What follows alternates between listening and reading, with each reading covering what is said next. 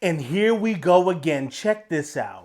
The age issue is working against Donald Trump. The change issue is now working against Donald Trump. We'll bring the right kind of change. Again, Michigan, Pennsylvania, Wisconsin, among likely voters. Look at this. Kamala Harris at 51%. Close by is Donald Trump at 47%. What I will note, Sarah, is these numbers look identical, basically, to what we see in the horse race, which was Harris ahead by 4 points. And you're seeing that right here on We'll Bring the Right Kind of Change. Harris ahead, again, by 4 points. So all of a sudden in this campaign, a campaign that has been about age and been about change, it was working for Donald Trump, and now it is working against him, and that is why Kamala Harris has all this momentum. Very interesting. And surprise, surprise, who didn't see this coming? This is all done by design. If you remember, well before Smokey Joey jumped out of the race, or actually got pushed overboard, they just threw him right in the Atlantic and said, get back, hopefully you can swim back. That's basically what they did with him.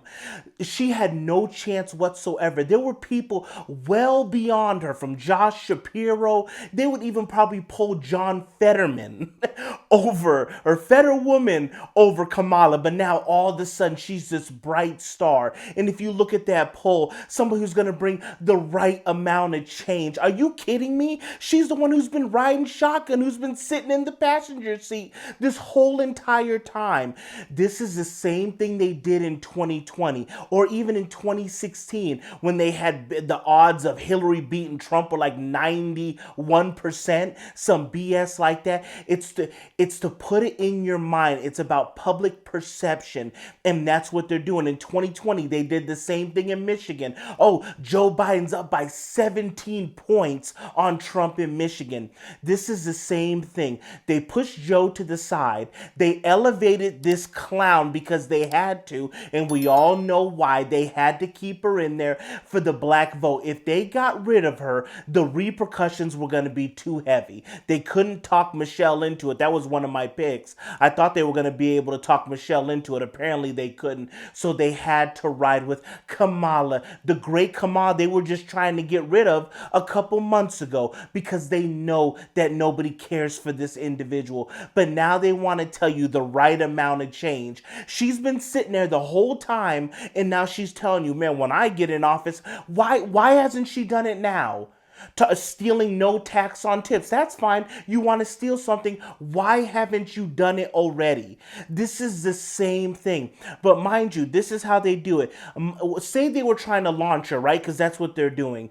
And they had all these bad polls that came out. The momentum, the enthusiasm, the joy, that's the word they're using right now. It would be non-existent. They had to elevate her in this way. They have to show you polls. If you go and look at all these polls, the New York Times and Siena polls, and you look at the demographics, like how many people they're sampling that are actually Democrats opposed to Republicans or independent, you can see how it's skewed. I can make a poll of anything. If I go to a Jason Voorhees convention and I say, what's the best horror film villain of all time? Of course it's going to be skewed in his favor over Freddy Krueger or Michael Myers or whatever. That's just my little silly example, but you get the point. That's what I mean. They're sampling this, and of course it's going to be in that direction. Anybody that has a gas bill, electric bill, paying any kind of rent, mortgage, groceries, car insurance, nobody's happy right now. And they're trying to tell you this person that's been there is going to bring the right amount of change.